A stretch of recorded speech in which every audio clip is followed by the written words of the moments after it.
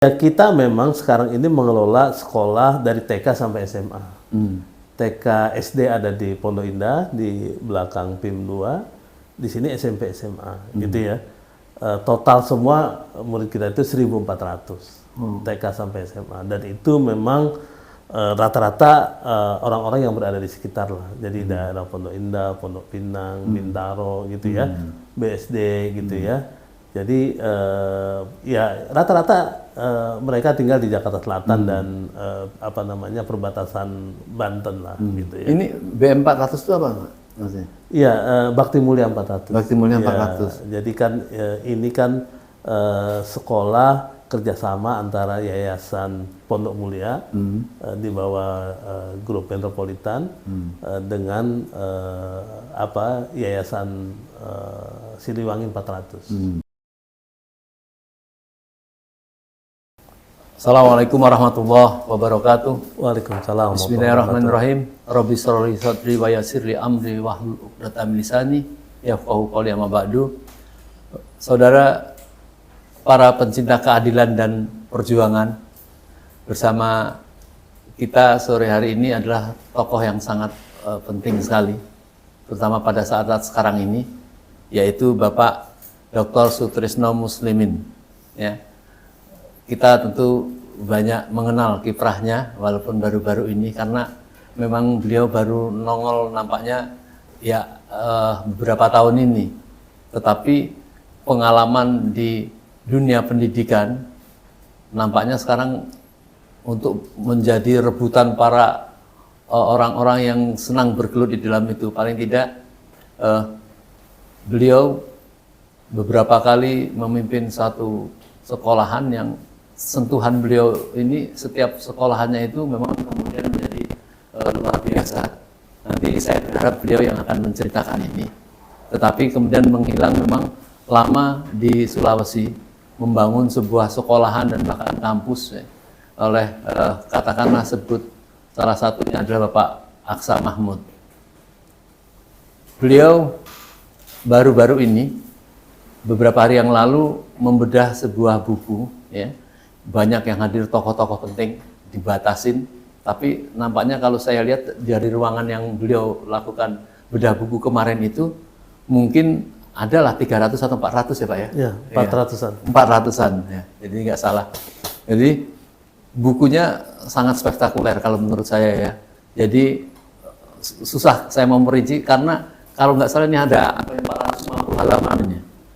Judulnya Soetrisno Muslimin Sang Inovator. Saya kira sangat tidak salah ya. Kalau di sini dijudulkan pendidik, dakwah dan politik. Politiknya ini yang pentingnya. Beliau apakah memang merencanakan dari kecil itu menjadi seorang politik, tetapi ternyata melewati sebuah pendidikan yang sangat bagus. Banyak angle yang saya kemarin saya dengarkan beliau menyatakan mengapa kok sekolah yang beliau pegang ini sekolah yang mahal gitu. Ini kan dulu kan kita suka menentang apa sih sekolah kok mahal-mahal, tidak memberikan kesempatan kepada orang-orang yang katakanlah yang tidak mampu. Alasannya nanti mungkin saya kurang pas kalau saya mengatakan ini. Mungkin takut saya terlalu panjang, saya mau kepengen minta penjelasan dari Pak Soetrisno. Salam dulu Pak. Assalamualaikum warahmatullahi wabarakatuh. Waalaikumsalam warahmatullahi wabarakatuh. Apa yang mendorong kemudian Pak Soetrisno membuat sebuah buku ya? Dan saya lihat sayang sekali memang kalau tidak ditulis, tapi ini apa yang akan diungkapkan ini semua menarik Pak. Terutama masalah keyakinan Pak Soetrisno, apakah itu yang menyebabkan timbulnya suatu semangat itu karena keyakinan itu suatu saat akan sampai suatu tempat, atau mengalir seperti air begitu saja Pak? Ya, itu dua.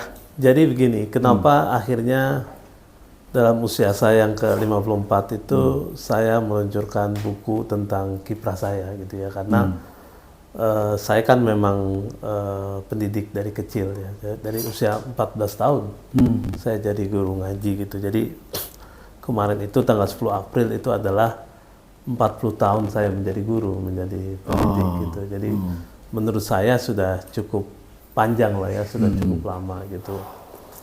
saya membangun karir sebagai seorang pendidik. Dan dalam sejarah saya menjadi pendidik, menurut saya banyak hal yang yang menarik ya, banyak hal yang penting gitu ya.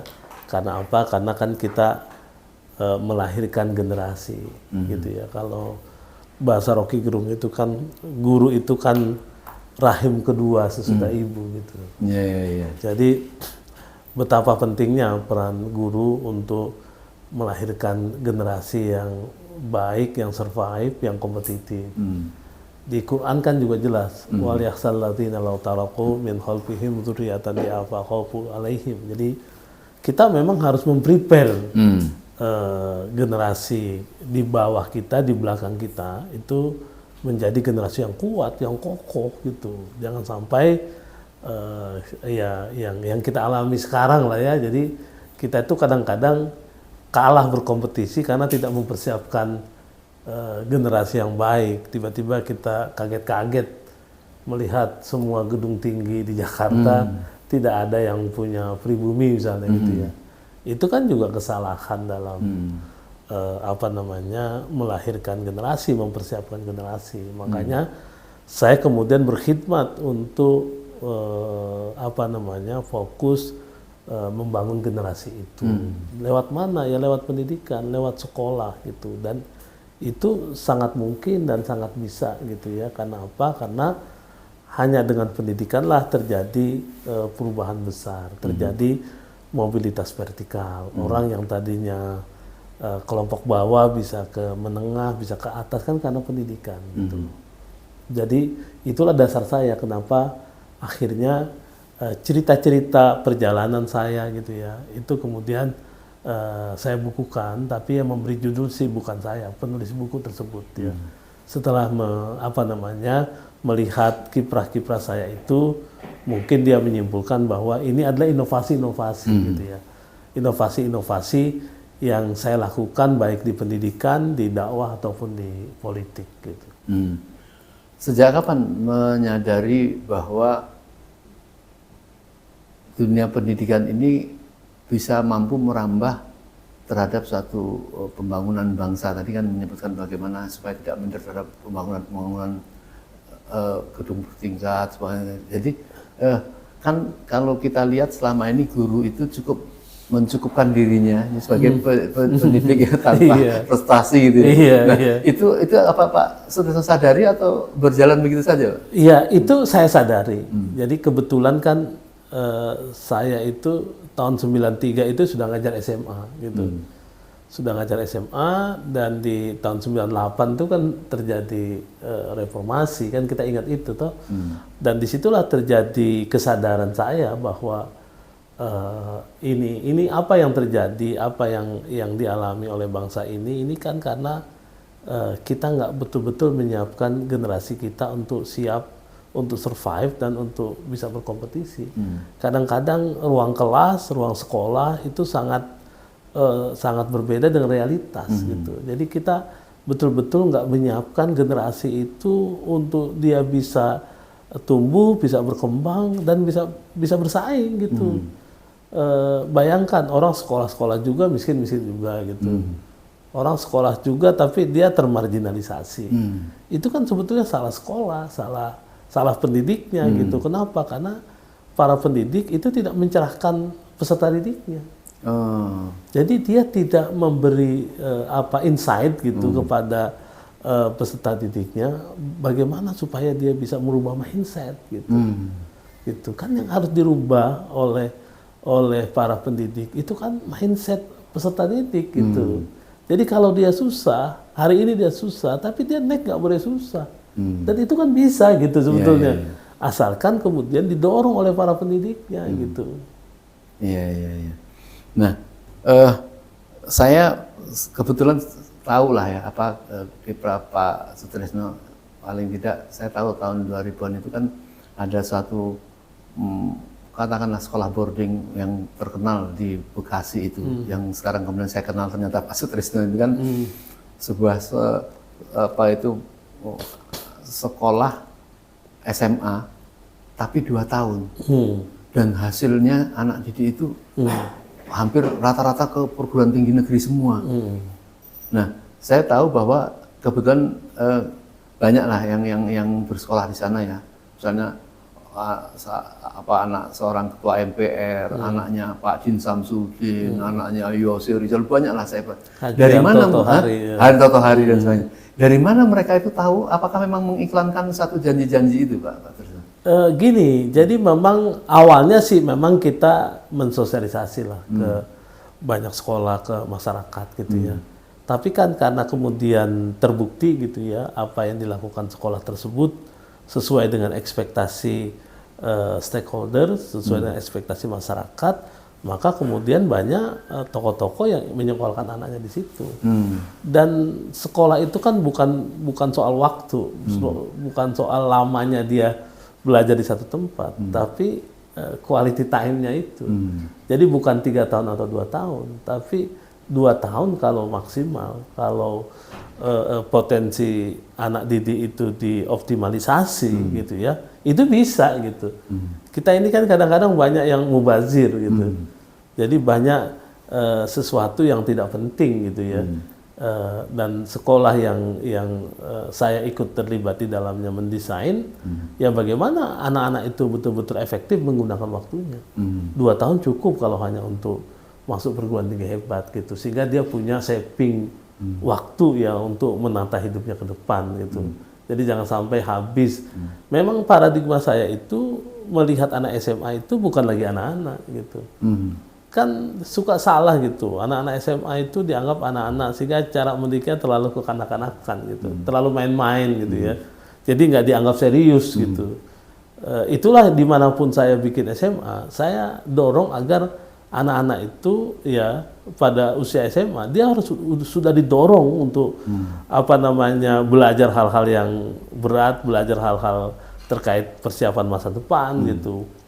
Jadi itu yang kita berikan, termasuk di sekolah terakhir ini yang saya buat, itu pun saya sudah arahkan ke sana. Kenapa demikian? Karena kita tahulah Soekarno belasan tahun loh berjuang ya. Para founding father kita rata-rata belasan tahun. Atau kita ke Nabi Muhammad lah ya. Belasan tahun udah ikut berperang gitu. Sementara kan kita main-main aja. Main poli lah, main apa. Bukan salah ya. Tapi maksud saya mindset ini, paradigma ini menurut saya harus dirubah. Jadi apa kepentingannya 2 tahun? Orang kan berpikir kalau 3 tahun dia makin banyak membaca, makin pintar sehingga ke universitas nanti sudah ada kesiapan yang cukup. Waktu 1 tahun tuh panjang, gitu. Jadi kalau dia bisa saving 1 tahun, ya, dia akan bisa melakukan hal-hal besar dalam waktu 1 tahun itu. Gitu. Kan kita tahu lah misalnya ya. Mark Zuckerberg misalnya ya, yang buat Facebook itu kan masuk 10 orang terkaya di dunia dalam usia 25 tahun gitu. Tapi kalau kita 23-24 tahun baru S1 gitu maksud saya gitu ya. Iya gitu loh maksud saya. Kapan dia mau produktif? Kita inginnya coba lihat pemain bola kayak Lionel Messi 19 tahun bos. Gitu loh. Gitu. Artinya apa? Artinya pendidikan itu harus diakselerasi. Betul. Gitu. Jangan, saya jadi ingat waktu S1 pernah diajar seorang dokter dari Belanda. Ternyata umurnya baru 24, ngiri juga. Iya betul. Nah itu. Jadi kita ini kadang-kadang sering mubazir. Mengajarkan sesuatu yang sebetulnya nggak terlalu penting gitu. Ajarkanlah yang penting dan jangan mengulang-ulang gitu. Dan jangan ijtihad pada wilayah yang sudah selesai. Kita ini banyak ijtihad yang sudah selesai. Konfliknya berulang-ulang. Ya kan, cobalah debat NU Muhammadiyah itu. Ya kan, itu kan berulang-ulang itu soal bid'ah, soal apa. Kita itu kadang-kadang begitu. Itu. Nah kemudian untuk menyaring supaya kita nanti bisa menjadikan tamatan dari SMA tersebut misalnya jadi orang yang yang bagus gitu ya. Biasanya SMA itu kan menyaring dari orang-orang yang yang ranking gitu ya. Sehingga banyak sekali tidak bisa tertampung gitu. Nah, kalau model penyaringan dengan Pak Tris apa sama juga? Beda. Kalau saya tuh mazhabnya tidak begitu. Tidak center of excellence kalau saya. Saya lebih melihat pada kesungguhan orang untuk menuntut ilmu. Karena saya memegang prinsip bahwa tolabul ilmi paridotun ala kulli muslimin wal muslimah. Jadi kalau orang itu memang siap untuk belajar, kapanpun dia mendaftar harus diterima. Apalagi orang itu bawa uang, kan gitu.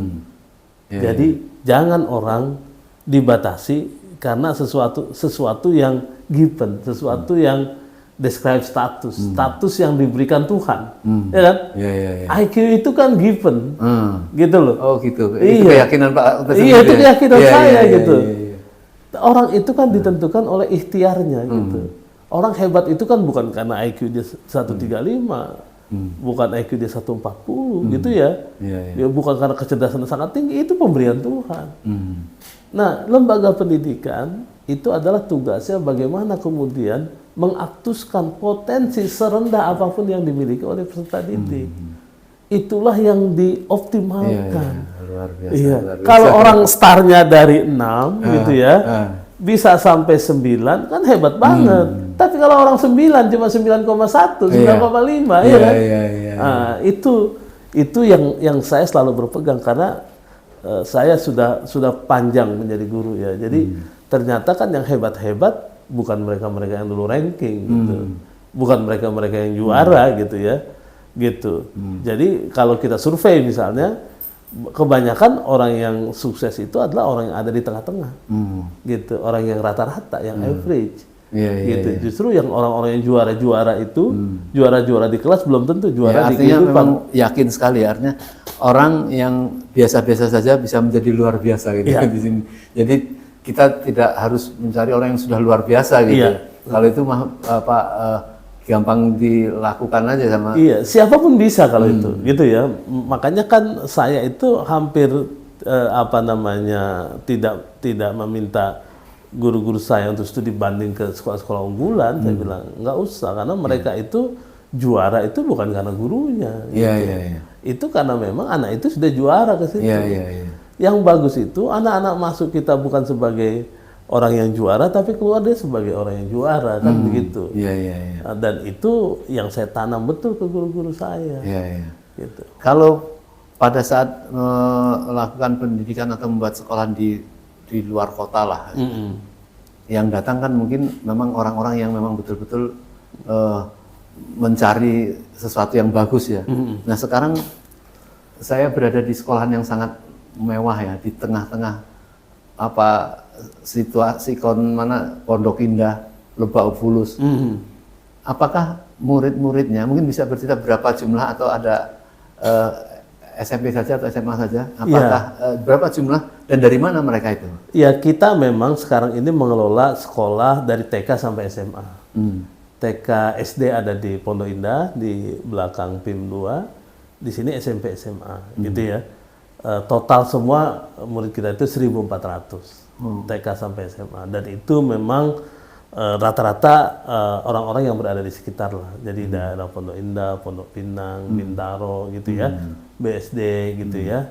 Jadi ya rata-rata mereka tinggal di Jakarta Selatan dan perbatasan Banten lah gitu ya. Ini BM400 itu apa maksudnya? Iya, Bakti Mulia 400. Bakti Mulia 400. Ya, jadi kan ini kan sekolah kerjasama antara Yayasan Pondok Mulia di bawah grup metropolitan dengan Yayasan Siliwangi 400 gitu. Jadi apa obsesi dari sekolahan ini, Pak? Umum aja. Ini kan memang sekolah yang didirikan oleh para pejuang ya, para tentara pelajar gitu ya. Ya, dia ingin outputnya untuk bisa kemudian berbakti untuk bangsa dan negara. Gitu. Arahnya ke sana. Makanya kan memang peserta didiknya memang kita dorong untuk dia mempunyai kompetensi yang kompetitif. Kompetensi yang dibutuhkan untuk persaingan di era di mana dia hidup. Apa posisi Pak Sutrisno di yayasan ini? Saya dan kenapa mereka kok bisa membidik, tahu-tahu kenapa Sutrisno ini? Iya, saya di sini ketua harian. Jadi ya sejarahnya kan ya ada kaitan dengan politik sebetulnya, ada sejarahnya. Saya baru full di Jakarta mengurus di Jakarta itu kan 16 akhir ya. Pada saat saya mendampingi Mas Anies itu sampai beliau jadi gubernur, dan setelah beliau jadi gubernur kan waktu saya agak sedikit tuang karena jadi komisaris kan nggak boleh terlalu rajin gitu. Jadi dari situlah kemudian ada tawaran ke sini dan mereka lihat rekam jejak saya dan dia ingin agar sekolah ini bisa berkembang. Bisa berkembang tuh artinya tidak hanya ada di wilayah Pondok Pinang dan Pondok Indah, tapi juga berkembang kemana-mana gitu. Dan saya punya jam terbang untuk mengembangkan sekolah itu. Gitu. Ya, saya baca buku ini memang tidak bisa sekali. Tetapi poin-poin dari perjalanan Pak Sutrisno ini yang saya kepengen, ini nampaknya memang Pak Sutrisno harus memberikan apa ya, sibuah atau apa kepada para guru-guru ya, supaya punya keyakinan bahwa guru itu bukan sekedar